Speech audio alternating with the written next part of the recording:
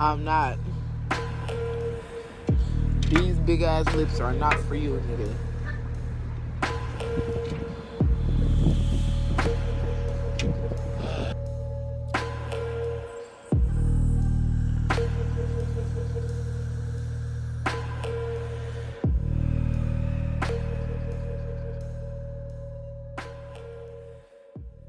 Exclusive, a manhunt underway tonight for a Milwaukee homicide suspect.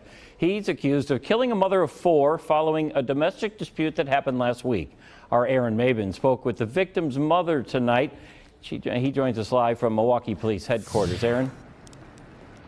Well, Ted, family members of Chiron Miller, they tell me that she was a victim of a domestic violence situation, attempting to leave an unhealthy relationship when she was shot and killed. And tonight, police here in Milwaukee are looking for the man who fired that fatal shot. 4 bullets, a mother of 4 lying on an apartment floor, a Facebook threat that would never be posted. September 12, 2019, Milwaukee, Wisconsin.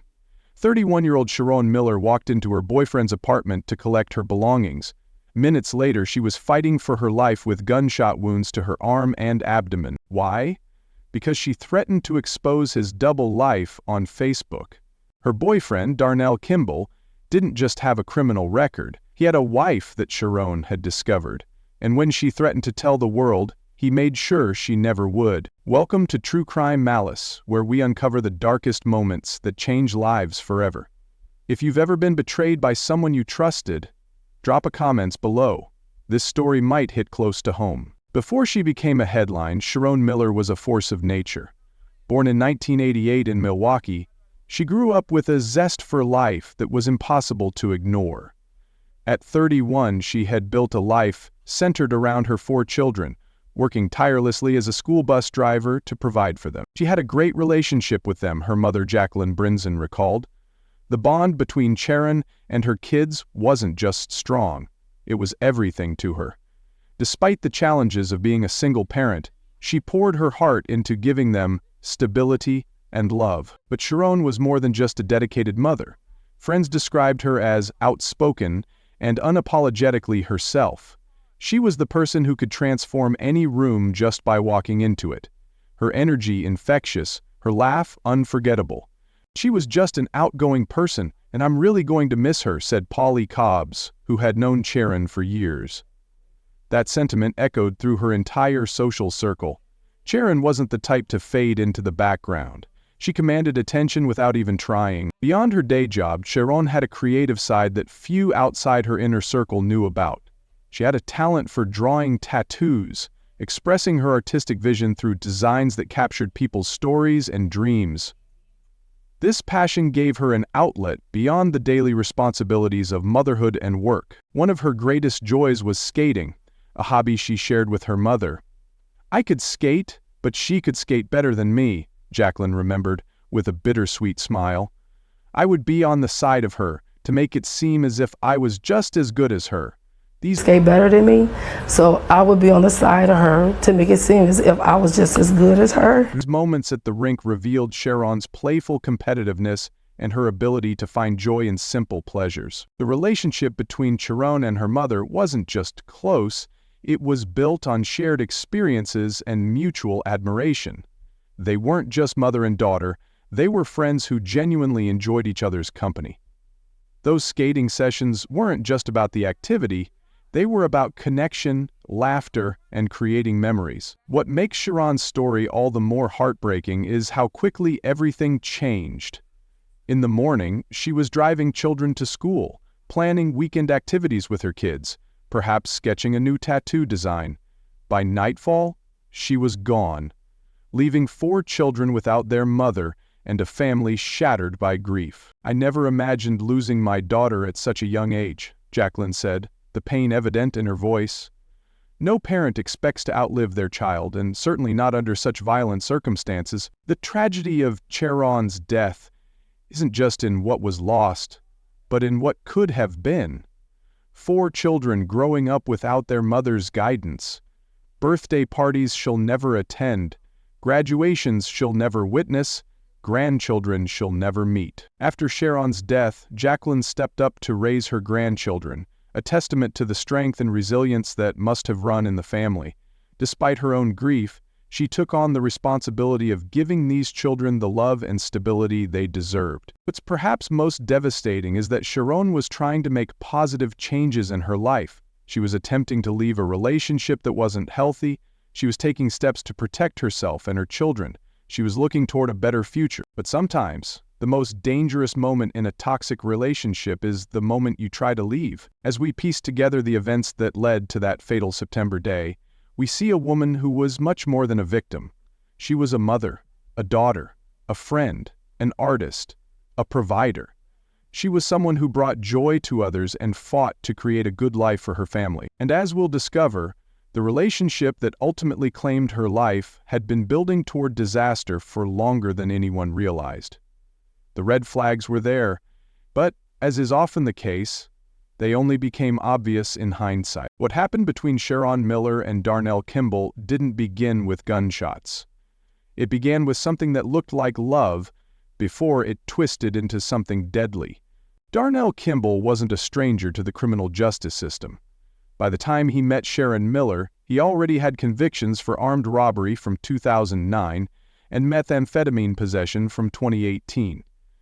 His record painted a picture of a man with a troubled past. But to Chiron, perhaps he represented something else entirely. Their relationship existed in the shadows. While court documents don't specify exactly when or how they met, what's clear is that Kimball was living a double life. To his wife, he was a husband. To Chiron, he was a boyfriend. And neither woman initially knew about the other. "I didn't know she was in a bad relationship like that," Jacqueline Brinson later told reporters, the regret evident in her voice. Like many mothers, she wished she could have seen the danger before it was too late. But Chiron, like many victims of domestic violence, kept the darkest parts of her relationship hidden from those who loved her most. What makes this case particularly haunting is how Chiron's family only discovered the full extent of the toxicity after her death.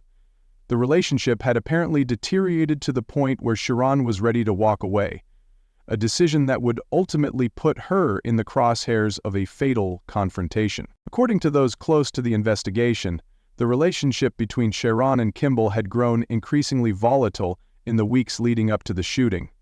Arguments had become more frequent, tensions higher.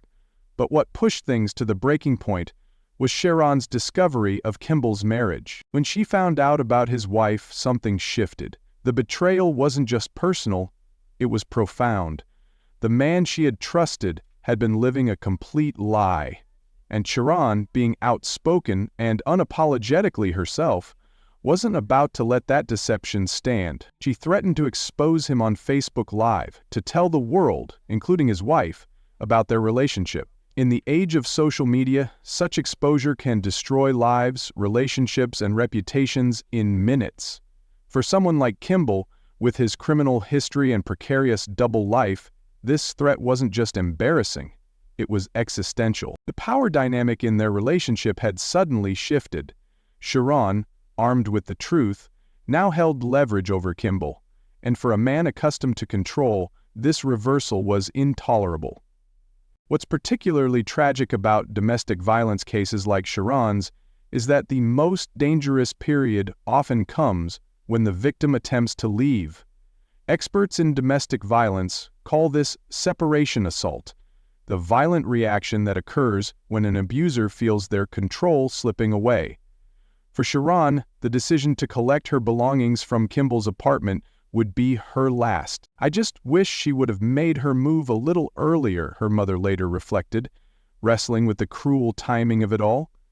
"I wish she would have left whatever was at that house there and walked away, and then she would be here, I believe." These words carry the unbearable weight of hindsight, the what-ifs that haunt survivors after tragedy strikes. What if she had never gone back for her things? What if she had brought someone with her? What if she had called the police for an escort? Questions without answers.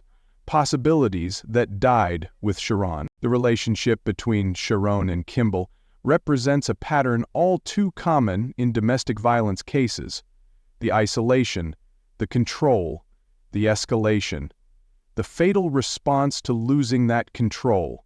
It's a pattern that plays out across America every day, often hidden behind closed doors until it's too late. For Chiron's children, the cost of this toxic relationship was immeasurable. In an instant, they lost their mother, the woman who drove a school bus to support them, who had a great relationship with them, who centered her life around their well-being. For Jacqueline, it meant not only losing her daughter, but taking on the responsibility of raising 4 grandchildren while navigating her own grief. When we finally got the news, the doctor came down and told us they did everything they could for her. She recalled of that terrible day at the hospital. She wasn't gonna make it. The relationship between Chiron and Kimball didn't just end a life. It transformed many others forever. It left children motherless, a mother daughterless, and friends without someone they cherished. Have you ever noticed warning signs in a friend's relationship? What did you do? Tell us in the comments below. Your experience might help someone recognize danger before it's too late. As September 12, 2019 dawned in Milwaukee, Chiron Miller had no way of knowing it would be her last day alive. She was simply a woman trying to reclaim her belongings and her dignity from a relationship that had turned toxic. But what happened next would shock the entire community and set in motion a years-long fight for justice. The morning of September 12, 2019, began like any other for Chiron Miller. She drove her school bus route, dropped children off at their destinations, completely unaware that in just hours, her own children would be left without a mother. What we know about that fateful day comes primarily from police reports, court documents, and the testimony of the one person who witnessed everything, Kimball's mother. Her account would become crucial to understanding the final moments of Chiron's life. After finishing her workday, Chiron made a decision that would prove fatal. She needed to retrieve her belongings from Kimball's apartment near 52nd and Locust in Milwaukee. According to court records, she had been asked to leave previously but still had personal items there. Perhaps she thought having Kimball's mother present would keep the situation calm. Perhaps she believed this would be a quick, drama-free exchange. She was wrong. When Chiron arrived at the apartment, Kimball was there with his mother. The atmosphere was already tense. This wasn't just about collecting clothes or personal items. It was about Chiron walking away from a relationship with a man who wasn't used to being left. And then there was the Facebook threat. According to those close to the investigation, Chiron had discovered Kimball's marriage and had threatened to expose their relationship on Facebook Live. In today's world, social media exposure can destroy relationships, careers, and reputations in minutes. For Kimball, who was already on probation and living a double life, this wasn't just embarrassing, it was potentially ruinous. As Chiron gathered her things, an argument erupted, voices raised, accusations flew. The exact words exchanged have never been made public, but we know from court documents that the situation escalated rapidly. Kimball's mother would later tell investigators that during this heated exchange, Chiron swung her arm at Kimball. It's unclear whether this was a defensive gesture or an attempt to strike him. What is clear is what happened next. Kimball pulled out a gun. In that moment, the power dynamic crystallized. Whatever leverage Chiron thought she had with her knowledge of his double life vanished in the face of lethal force. Whatever words she had used to threaten exposure were now silenced by the presence of a weapon. He pointed the gun directly at her and fired. The bullet struck Chiron in her arm and abdomen. She collapsed to the floor as Kimball fled the scene, leaving his own mother with Chiron's bleeding body. When police arrived at the apartment, they found Chiron lying on the floor, fighting for her life. Emergency responders rushed her to the hospital, where doctors worked desperately to save her. For hours, her family waited, hoping for a miracle that would never come. When we finally got the news, the doctor came down and told us they did everything they could for her, Jacqueline recalled, her voice breaking even years later. She wasn't going to make it. The Milwaukee County Medical Examiner's Office would later rule Chiron's death a homicide. The autopsy confirmed what everyone already knew: she had died from gunshot wounds to her abdomen and arm. As Chiron's life slipped away in that hospital room, Kimball was already on the run. Police launched a manhunt, and 6 days later, on September 18, prosecutors filed charges: first-degree reckless homicide, and possession of a firearm by a felon. An arrest warrant was issued immediately. For Chiron's family, the nightmare was just beginning. Not only were they grappling with her sudden, violent death, but they now faced the prospect of a criminal trial and the painful process of seeking justice. As news of Chiron's murder spread through Milwaukee, those who knew her struggled to reconcile the vibrant woman they loved with the victim described in news reports. Her friend Polly Cobbs told reporters, "She was just an outgoing person, and I'm really going to miss her. She has beautiful children that are really going to miss her." Those children, 4 young kids suddenly without their mother, became the central concern for Chiron's family. How do you explain to a child that their mother is never coming home? How do you help them process a loss that even adults struggle to comprehend? While Chiron's family planned her funeral, scheduled for September 23, they were determined to make it a celebration of her life rather than just a mourning of her death. A GoFundMe campaign was launched to support her children and help with funeral expenses. The community rallied around the family, offering financial support and emotional comfort during their darkest hours. But as Chiron's body was laid to rest, a shocking twist in the case was about to unfold, one that would leave her family questioning whether justice would ever be served. Because what happened next would shake their faith in the entire legal system. The case against Darnell Kimball seemed straightforward. There was a witness, his own mother. There was physical evidence. There was a clear motive. Prosecutors were confident they could secure a conviction for the murder of Chiron Miller, but sometimes even the most seemingly open and sucked cases can unravel in unexpected ways, and for Chiron's family, the path to justice would prove far more complicated and heartbreaking than anyone could have imagined. The wheels of justice began turning immediately after Chiron's death. With charges filed and a warrant issued, it seemed like only a matter of time before Darnell Kimball would face consequences for his actions. The case appeared strong. There was a direct witness, physical evidence, and a clear motive. But criminal cases rarely follow a straight line from arrest to conviction, and Chiron's case would prove to be a painful example of how justice can be derailed. The prosecution built their case around the testimony of Kimball's mother, the only eyewitness to the shooting. Her statement to police was damning. She had watched her own son pull a gun and fire at Chiron during their argument. Without her testimony, the case would be significantly weakened. As the trial date approached in 2020, Chiron's family prepared themselves emotionally for the difficult process ahead. They steeled themselves to hear the details of her final moments, to face her killer in court, to relive their trauma in pursuit of accountability. But on the day of the trial, something unexpected happened. Kimball's mother never showed up to testify. The prosecution's key witness, the only person who saw exactly what happened in that apartment, was nowhere to be found. Without her testimony, prosecutors couldn't move forward with the case. The judge had no choice but to dismiss the charges against Kimball, and just like that, the man who allegedly shot Chiron Miller walked free. The ball was dropped for justice for my daughter, Jacqueline Brinson told Fox 6 in November 2020, her voice thick with disbelief and anger. "He literally shot and murdered my daughter, and he's walking free as me and you, and she's no longer with us." He literally shot and murdered my daughter, and he's walking free as me and you, and she's no longer with us. For Chiron's family, this dismissal wasn't just a legal setback. It was a second trauma layered on top of their grief. The system, designed to protect victims and hold perpetrators accountable, had failed them completely. While Kimball returned to his life, Jacqueline was left to raise Chiron's 4 children, explaining to them not only why their mother was gone, but why the person responsible wasn't being punished. How do you explain to a child that sometimes the bad guys win? How do you maintain their faith in justice when your own has been shattered? "I opened the wound and it's all over again," Jacqueline said of the case dismissal. For years, the case lay dormant. Chiron's family tried to move forward, focusing on giving her children the love and stability they deserved. Jacqueline even relocated, taking the children away from Milwaukee and the painful memories it held. Meanwhile, Kimball didn't stay out of trouble. During this period, he was convicted of felony gun possession, a charge that should have carried serious consequences given his prior record.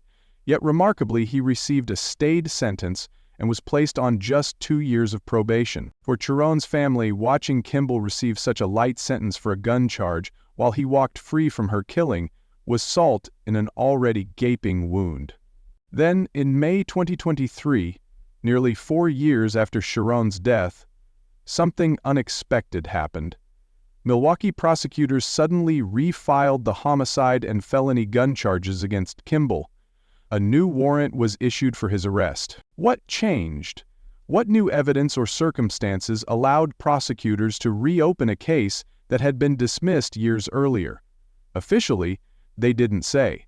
The court documents didn't specify what breakthrough had occurred or what new information had come to light. Some speculated that perhaps Kimball's mother had been located and was now willing to testify. Others wondered if new physical evidence had been discovered, or if another witness had come forward. Yeah, a witness who never showed up. That's why Darnell Kimball's homicide trial went out the window several years ago. Right now, prosecutors aren't saying what changed, but the refiling of charges signals that prosecutors are ready to take the case to trial again. Without official confirmation, Chiron's family could only hope that this time, the case would stick. When Fox 6 reporter Bill Miston spoke with Jacqueline after the charges were refiled, her response was a mixture of hope and skepticism. Yes, she wanted justice for her daughter, but she had been disappointed before. Justice needs to be served, she said, and in her eyes, justice failed before. She was afraid that history would repeat itself. The refiling of charges represented both an opportunity and a risk. An opportunity for the justice that had been denied for so long, but also the risk of having hopes raised, only to be dashed again. For Chiron's children, now years older and still growing up without their mother, the reopening of the case meant revisiting questions about her death that they might have begun to process.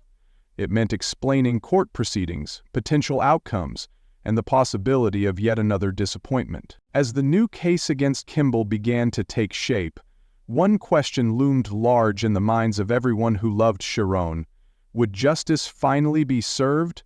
Or would the system fail her memory once again? The answer would have profound implications not just for her family, but for every victim of domestic violence watching to see if the system would protect them when they needed it most. Today, Chiron Miller's children are growing up without their mother's guidance, love, and protection. They're being raised by their grandmother Jacqueline, who took on this enormous responsibility while processing her own grief. These children represent both Chiron's greatest legacy and the most devastating consequence of her murder. She had a great relationship with them, Jacqueline once said of Chiron and her children. Now, she works daily to honor that relationship by giving them the stability and love they deserve. She moved away from Milwaukee after her daughter's death, hoping to shield them from the painful memories and media attention surrounding the case. Each birthday, each school milestone, each achievement these children reach is marked by their mother's absence. They're growing up in the shadow of a tragedy they were too young to fully understand, but which has shaped their lives irrevocably. Beyond her immediate family, Chiron's death resonated throughout her community. Friends like Polly Cobb spoke publicly about their loss, remembering her as the vibrant, outgoing woman who lit up rooms with her presence. The GoFundMe campaign established after her death showed how many lives she had touched, with community members rallying to support her children financially. But perhaps the most important part of Chiron's legacy lies in what we can learn from her story. Lessons that might save others from similar fates. Chiron's case highlights a brutal truth about domestic violence. The most dangerous time for a victim is when they attempt to leave. Statistics consistently show that the risk of homicide increases dramatically during separation. Chiron went to collect her belongings, a seemingly mundane act that turned deadly because her abuser felt his control slipping away. For those planning to leave dangerous relationships, safety planning is crucial. Experts recommend never going alone to collect belongings, requesting police escort when possible, choosing public meeting places for any necessary interactions, having an emergency contact aware of your whereabouts, keeping important documents and emergency funds accessible. Chiron's case also exposes gaps in our legal system. When Kimball's mother failed to appear in court, the case collapsed. This highlights the vulnerability of cases that rely heavily on a single witness and raises questions about witness protection and support. For families of victims, the case demonstrates the importance of persistence. Despite the initial dismissal, prosecutors eventually refiled charges. Without the continued advocacy of Chiron's family, her case might have been forgotten entirely. For communities, Chiron's story is a call to action. Domestic violence thrives in silence. When we notice concerning behaviors in relationships, controlling actions, isolation, fear, speaking up might save a life. Many victims don't recognize their danger until it's too late, or they hide their struggles from loved ones out of shame or fear. 4 years after her death, Chiron's memory lives on through her children, through the continued fight for justice, and through the lessons her case teaches about the dangers of domestic violence and the importance of supporting those at risk. If this story touched you, hit subscribe and share this video with someone who needs to hear it. You might just save a life. The conversations sparked by stories like Chiron's can create awareness that leads to action. Whether that's checking on a friend in a concerning relationship, supporting domestic violence shelters, or advocating for stronger legal protections for victims. Chiron Miller was more than a victim. She was a mother, a daughter, a friend, a school bus driver, an artist who drew tattoos, a woman who loved to skate. Her life mattered. And in sharing her story, we ensure that her death wasn't in vain.